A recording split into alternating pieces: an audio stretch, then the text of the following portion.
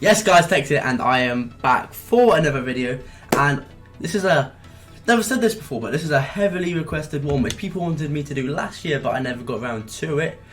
It's a custom tactics video with player instructions. Everyone wants to know, so I'm going to give it to you.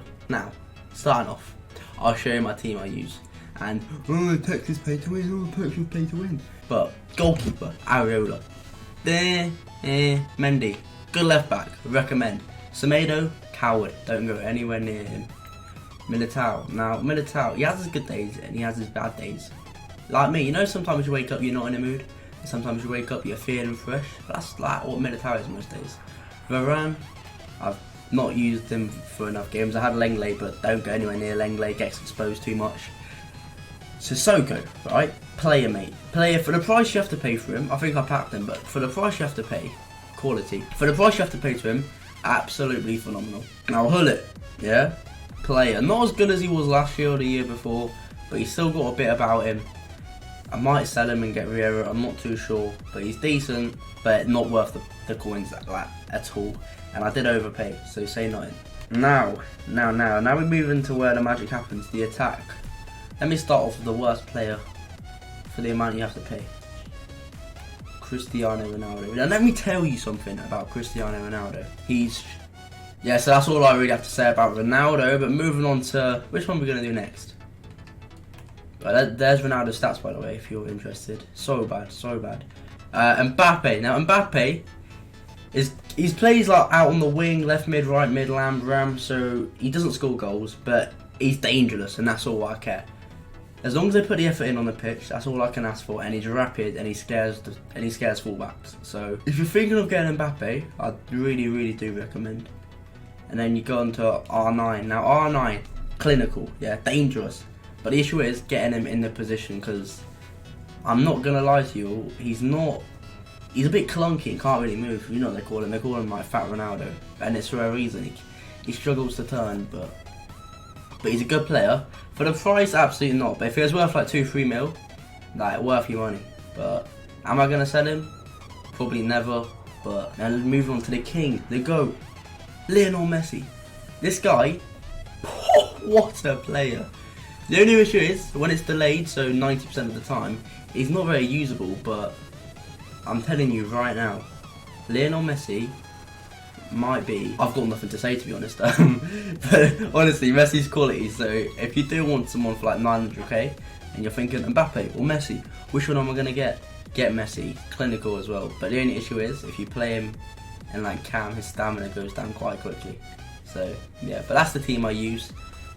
I might be paid to win, and you may be thinking, well, your defense is awful compared to your attack. I have to do it for qualifiers. So yeah, anyway, moving on to the custom tactics. Right, before we get into the custom tactics, you see this lone Van Dijk, yeah? No more contracts left. The guy, phenomenal. I need to get him in this team, but he needs to stay at 184. For example, if I do him instead of Militao, 185. If I do that instead of Varane, 185. So I can't get him in, but he's there just for sentimental values. Like, he changes the game. And do you know what? Not sponsored, but do you know what else changes the game? These Walker mix-ups. Now, I'm a fan of chili with Doritos, spicy Wotsits, flaming hot Monster Munch, yeah, and they have it all. Mix-up Walkers, crazy. Like, honestly, probably the best crisps in the game. So yeah, that's what Van Dijk is basically. What a player. And moving on, these are the custom tactics, yeah. I'm good at FIFA 20, but hopefully, like, obviously a weekend league is more of like a, what's the word I'm looking for? It's more of a notifier of where you really are in the games. I'm hoping I can get 30, I'm not sure I will or not. But yeah, these are the custom tactics I've been using in Rivals. I did manage to hit 2,100 skill rating, which I think I was the first guy, so yeah, cheers everyone. But yeah, let's start off with the 4-4-2. Now, as you can see, this is what I use for the 4-4-2. Alright, I go balance, possession, players in the box 6, and depth 6 as well. Now you may be thinking, oh wait, that's a lot of depth, blah blah blah. So yeah, you may be thinking, oh, 6 depth is quite a lot, 6 players in the box might be a lot. I'm not sure what the average guy uses. And possession, a bit weird, but I don't know, it just seems to be working for me a little bit. So that's what I'm at the moment. I know for weekend league everyone's going to go drop back. One depth. Yeah, sick. But yeah, it is what it is. And then for the formations 4-4-2, I don't know if I've shown you. I put Ronaldo on the wing, but I only put him on the wing because I don't want him near striker. And I did try him a striker, and I don't want him to be at striker. And then for the instructions, obviously, wait, you can do... Bro, there's instructions on the goalkeeper now. Wait, what? Saving out sweeper keeper. What's a sweeper keeper? Saving on crosses. Outside the box. Bro, cautious with crosses. Ah. That might be an experiment I'm down to do. But anyway, yeah, keeper does do nothing. Centre backs obviously do nothing. But then left back and right back, I do stay back because I really can't conceding goals where my fullbacks are just bombing up the pitch. So yeah, realistically, I just get them and stay back, nothing else. Don't mess with them too much. And then onto the wingers. Once again, don't do anything to them. Just don't mess with them at all. Ronaldo's on nothing and Mbappe's on nothing. So yeah, I don't have too much instructions. And then for the centre mids, all you do, stay back, cover.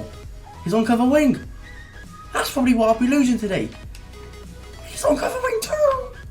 Oh no. No, that's why I've been losing on stream a little bit. Boys, you go stay back, cover centre, not cover wing, because you will lose games, I promise you that. So yeah, stay back and cover centre. And then for the left striker, you do nothing. But for the right striker, this is key. What you do is you bang it on comeback on defence. So when you win the ball back, like he's the one integrating the play, putting it all together, and that's what I want my Messi to do. And I don't know why it's not on it, but false 9. I do it sometimes. He drops into, like, as I say, when you win the ball back, he'll drop into a space and just attack with the ball. So yeah, false 9 can be good, but a lot of the time I just leave it on balance. So that's what I do for the 4-4-2, and it seems to work quite well. Now, for the defensive one, this is my old school. This is what I used last year for a lot of it. Balance, full depth, balance, 4 players in the box, 4-2-3-1 obviously, and then for the instructions, stay back,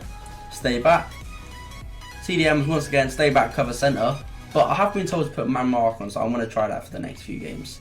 So yeah, do whatever you want with that. And then for the cams, last year I did this, stay forward, but this year it doesn't really seem to work for me. So I just go basic, but you can experiment with it. For example, stay forward, come back, balance, you know what I'm trying to say. So yeah, you do what you want with your cams, because as I say, I haven't mastered everything yet.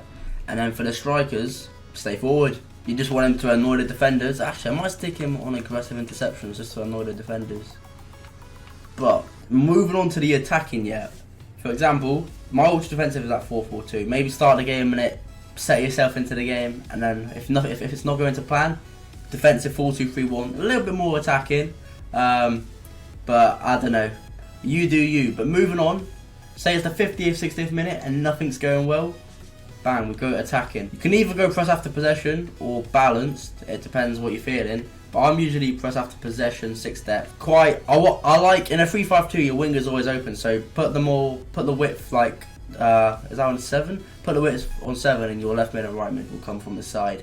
And then players in the box, you want them coming in and actually attacking. So yeah, put that quite high as well. Obviously 3-5-2. I don't know why that's like that. I would do that. And I'm probably going to attack down the left. So do something like that, and then for the instructions, stay back with steering all the full-backs, centre mids or CDMs, I'm not sure what position that is in a 3-5-2, I think it's CDM. As always, stay back, cover centre, left mid and right mid. I want left mid to stay wide, and then the right mid is Mendy, so you don't really want to stay wide. I might actually attempt to come back. Yeah, I'm going to attempt to come back. But that's because I start in a 4-back. But if you're starting in a 3-back and you actually have a player on the wing who's meant to play on the wing, yeah, who actually is meant to play on the wing, maybe just go basic. But obviously, with 3 at the back, you don't want too many players forward because your players will be all over the place.